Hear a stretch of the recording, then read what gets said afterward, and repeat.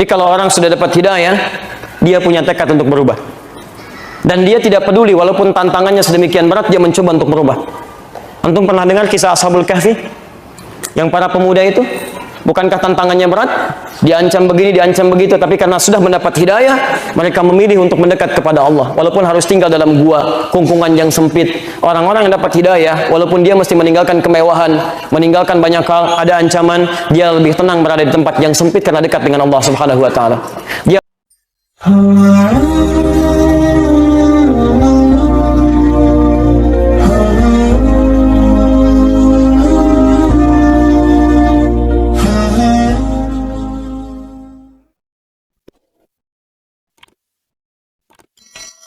ada satu hal lagi yang penting, dan ini menjadi ukuran keberhasilan kita saat menunaikan puasa Ramadan, dan bisa diukur pertama kali di bulan Syawal.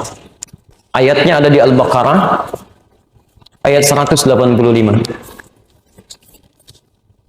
Ketika Allah menyampaikan syahrul Ramadan alladzi unzila fihi al-Qur'an hudan lin-nas wa bayyinatin minal huda wal furqan faman syahida minkum asy-syahra falyasum wa man kana maridan aw 'ala safarin fa 'iddatun min ayyamin ukhra yuridu Allahu bikumul yusra wa la yuridu bikumul. Lihat kalimatnya di sini, selesai Ramadan. Walitukmilul 'iddah, supaya Anda sempurnakan jumlah bilangan puasa itu. Yang menarik fokus di sini. Ketika Allah sudah menyampaikan kita sempurnakan bilangan puasa, selesai puasa kita, ini yang paling indah. Lihat ayat Qur'annya. Walitukabbirullaha ala ma hadakum. Dan supaya di Syawal itu, khususnya di tanggal 1-nya, pada saat Idul Fitrinya, selesai puasanya, kita bisa memperbanyak takbir kepada Allah Subhanahu wa Ta'ala. Yang paling menarik bukan takbirnya, tapi kalimat selanjutnya. Ala ma hadakum. Karena Anda telah mendapat hidayah Allah selama Ramadan. Masya Allah. Lihat kalimatnya di sini ya, dan saya ingin sentuh Anda dengan kalimat Quran ini. Ini yang luar biasa. Bismillah. Kalimat takbir, walitukabbirullaha.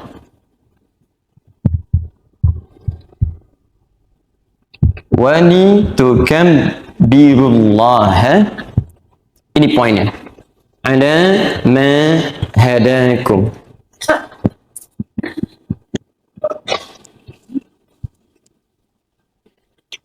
Pasca Ramadan, selesai Ramadannya, di hari Syawal, hari pertama Syawal, Anda diminta oleh Allah Subhanahu wa Ta'ala untuk memperbanyak takbir. Bukankah selesai Ramadan, bahkan saking tingginya keinginan takbir ini, jangankan besoknya, bukankah maghribnya aja Anda udah takbir? Malamnya Anda sudah bertakbir? Bukankah kita mengucapkan Allahu Akbar, Allahu Akbar, Allahu Akbar, dan seterusnya? Perhatikan, yang paling indah, ketika Anda mengucapkan kalimat takbir ini, Allah menyandingkan dengan kalimat ala ma hadakum, atas hidayah yang telah Allah berikan kepada Anda selama Anda di bulan Ramadan. Allahu Akbar. Jadi pertama, kita mesti paham bahwa saat Ramadan itu semua hamba Allah diberikan petunjuk, diberikan hidayah oleh Allah Subhanahu wa Ta'ala. Jadi alasan lisan kita bisa bertakbir itu bukan karena kita pengen bertakbir, tapi salah satunya ada hidayah yang telah Allah tanamkan dalam diri kita dan dilatih selama Ramadan. Dan tahukah Anda bahwa di antara makna hidayah itu ketika disebutkan di Quran adalah perubahan, bimbingan Allah yang merubah kita menjadi lebih baik. Jika disebutkan kalimat hidayah di Quran, salah satu maknanya adalah bimbingan Allah Subhanahu wa Ta'ala yang merubah kita, yang merubah seorang hamba menjadi lebih baik. Silahkan cek. Jadi kalau orang sudah dapat hidayah, dia punya tekad untuk berubah. Dan dia tidak peduli walaupun tantangannya sedemikian berat, dia mencoba untuk berubah. Antum pernah dengar kisah Ashabul Kahfi? Yang para pemuda itu, bukankah tantangannya berat? Diancam begini, diancam begitu, tapi karena sudah mendapat hidayah, mereka memilih untuk mendekat kepada Allah. Walaupun harus tinggal dalam gua, kungkungan yang sempit. Orang-orang yang dapat hidayah, walaupun dia mesti meninggalkan kemewahan, meninggalkan banyak hal, ada ancaman, dia lebih tenang berada di tempat yang sempit karena dekat dengan Allah Subhanahu wa Ta'ala. Dia lebih tenang kemudian menjalani rizki walaupun kelihatan lebih sempit dari sebelumnya, tapi mendapatkan ketenangan di dalamnya. Yang paling menarik, ketika Ashabul Kahfi tadi tinggal di kahf di guanya itu, ini yang paling menarik. Kemudian turunlah ayat yang menyebutkan kalimat hidayahnya. ayat ke-13-nya, Quran surah ke-18 ayat 13. Nahnu naqussu 'alaika naba'ahum bil haqq. Kami kisahkan kisah besar. Naba itu kisah yang besar, yang punya peristiwa dahsyat, yang punya inspirasi hebat. Kalau disebutkan naba itu artinya kisah besar yang inspirasinya harus kita ambil. Kalau cuma berita biasa disebut dengan khobar, zamannya akhbar. Tapi kalau sudah naba itu berita dahsyat. Sedahsyat-dahsyatnya berita tentang kiamat. Makanya ayat tentang kiamat nanti disebut dengan An-Naba surahnya. Surah An-Naba. Amma yatasa'alun 'anil naba'il 'azim. Ya, 'anil naba'il 'azim. Lihat. Nahnu naqussu 'alaika naba'ahum bil haqq. Innahum fityatun amanu. Amanu. Pertama disebutkan kalimat imannya. Amanu. Bukankah ayat puasa dibuka dengan kalimat amanu? Al-Baqarah ayat 183, ya ayyuhalladzina amanu. Innahum fityatun amanu bi rabbihim. Mereka inilah orang-orang yang yakin kepada Allah. Lihat, ketika mereka yakin dekat dengan Allah, apa yang diberikan? Allah bukan berikan materi, bukan berikan kedudukan, tapi Allahu Akbar. Wazidnahum huda. Kami tambahkan hidayah. Wazidnahum huda. Huda itu jamak dari kata hidayah, jamaknya hudan. Perhatikan teman-teman sekalian, zidnahum huda. Ini ketika Allah cinta pada seorang hamba, sayang dengan seorang hamba, maka yang Allah berikan pertama kali itu bukan dunia, tapi Allah berikan hidayah. Allah berikan hidayah. Jadi ketika kita saat Ramadan diberikan oleh Allah hidayah, diberikan hidayah, Allahu Akbar, itu tandanya Allah masih sayang dengan kita. Dan di antara bentuk hudan itu ibadah turunannya. Lihat tafsirannya Al-Baqarah ayat 2 sampai dengan ayat 5. Dzalikal kitabul la raiba fih. Kemudian hudan lil muttaqin. Apa yang jadi hudan? Quran. Bukankah di Ramadan kita baca Al-Quran? Bukankah di Ramadan kita membahas Al-Quran? Bukankah tiap malam kita dengar kultum yang bersumber dari Al-Quran? Ditafsirkan kemudian, disampaikan kemudian. Bukankah Quran disebut dengan hudan? Syahrul Ramadan alladzi unzila fihil Quran. Hudan. Ini selama Ramadan, tanpa kita sadari, ternyata Allah turunkan rahmatnya, Allah bimbing kita untuk berubah. Antum sebelum Ramadan, jangankan sholat sunnah, sholat fardu kadang-kadang tertinggal, perasaan masih biasa. Begitu Ramadan, jangankan fardu, ketinggalan sunnah sudah gelisah. Bukankah antum ketinggalan tarawih, nggak tenang tidurnya? Itu kan sunnah. Maka pertanyaan Qurannya, izin ya, pertanyaan Qurannya, kalau Allah sudah berikan antum hidayah, sampai lisan antum bisa mengucapkan kalimat takbir, pembuka hidayah, maka apakah dengan semua nikmat itu belum mampu mendorong kita untuk berubah?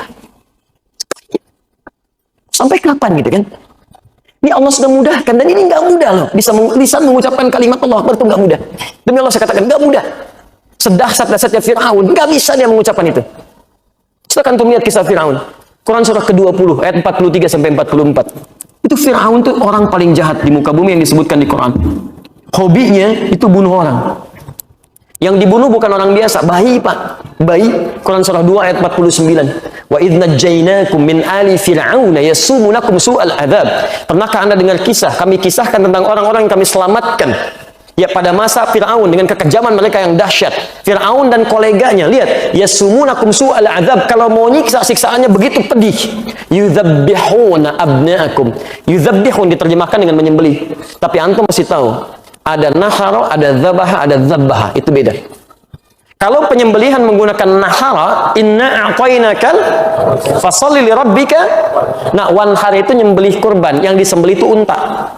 Kalau nahara itu sembelihan untuk unta, karena saat disembelih dia tidak dijatuhkan.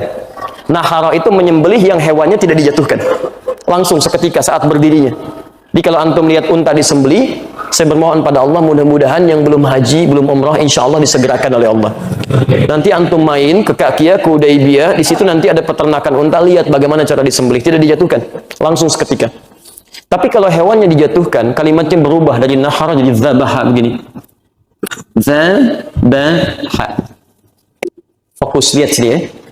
Tapi baknya tanpa tasydid. Dzabaha. Kata Nabi, "Idza dzabahtum fa ahsinudz dzibha." Kalau Anda mau sembelih hewan, baguskan sembelihan. Dzabaha itu hewannya dijatuhkan dulu. Sapi, kerbau, kambing, domba, dan sejenisnya. Kalau mau disembelih, jatuhkan dulu. Dan Nabi ketika mengatakan ahsinudz dzibha, cara menjatuhkannya pun nggak boleh melukai. Nggak boleh, oh 1, 2, 3, banting. Banting, Masya Allah, kau main apa aja. Banting, tarik, tidak, pelan-pelan jatuhkan dengan baik. Dan yang paling menarik, ketika menyembelih pun menggunakan dzibha dari kata dzabaha, sekali sembelihan. Jadi kalau disebutkan dzabaha itu bukan menggorok begini, tidak. Jadi kalau bisa sekali sembelihan. Makanya kata Nabi, tajamkan dulu pisaunya. Dan saat menajamkannya pun nggak boleh di depan hewannya. Anda jauhkan. Awas jangan salah. Kadang ditajamkan hewannya di depan. Kandidat selanjutnya, ayo coba lihat. Kandidatnya, Masya Allah. Jauhkan hewannya, Anda kemudian tajamkan. Begitu datang, seketika, tertarik, selesai. Tapi kalau Anda sampai menggorok-gorok begini berkali-kali, itu kalimat zabahanya, baknya digunakan tasydid begini, zabaha. Kalau ada orang hobi mengerjakannya, maka kalimatnya dirubah jadi mudhari, pakai ya. Kalau banyak yang mengerjakan, tambah di akhirnya, yuzabbihun. Perhatikan, ketika Allah menyebutkan kebiasaan Fir'aun dan koleganya, tidak menggunakan nahara, tidak menggunakan zabaha, tapi menggunakan zabbaha, pakai tasydid, pakai ya, pakai yuzabbihuna abna'akum. Hobi mereka itu membunuh bayi. Bayangkan, perempuan baru lahiran, ada algojo di sampingnya. Kalau bayinya laki-laki, bukan langsung disembelih, banting dulu ke tanah, jatuhkan. Digorok di depan ibu yang baru melahirkannya. Itu Fir'aun.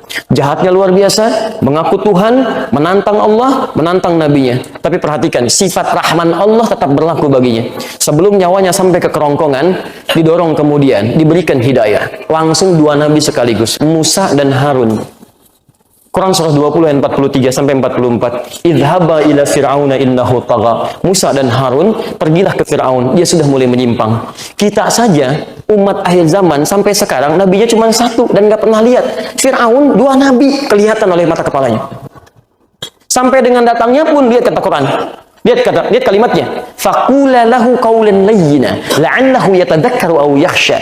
Tapi katakan dengan kalimat yang lembut. Jangan keras-keras, jangan kasar. Katakan dengan lembut, mungkin dengan kelembutan itu dia mulai sadar dan mulai merasa takut kepada Allah Subhanahu wa taala. Dikirim dua nabi, kalimatnya lembut, didatangi ke tempatnya. Tapi apa yang terjadi? Tidak sanggup mengucapkan kalimat Allahu Akbar. Sampai kemudian di ujung masa hidupnya, dalam keadaan sakaratnya, baru dia berucap dan sudah tidak ada faedahnya. Anda yang tidak seburuk Fir'aun, takut Tuhan, tidak menantang Allah. Saking sayangnya Allah kepada Anda, tidak harus dikirimkan nabi baru untuk membuat lisan Anda mengucapkan Allahu Akbar. Begitu selesai Anda menunaikan puasa, Anda yang serius, yang belum serius, yang belum maksimal, bukankah lisan Anda mengucapkan Allahu Akbar, Allahu Akbar, Allahu Akbar? Sadar atau tidak sadar, begitu lisan Anda masih mampu mengucapkan kalimat Allahu Akbar, itu hidayah yang telah Allah berikan menginginkan Anda berubah jadi orang baik.